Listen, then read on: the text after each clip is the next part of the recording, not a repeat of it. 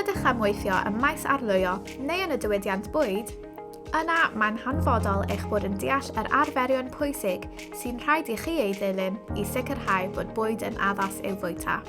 Felly, beth am fanteisio ar hyfforddiant am ddim Cyngor Caerdydd mewn Diogelwch Bwyd lefel 2.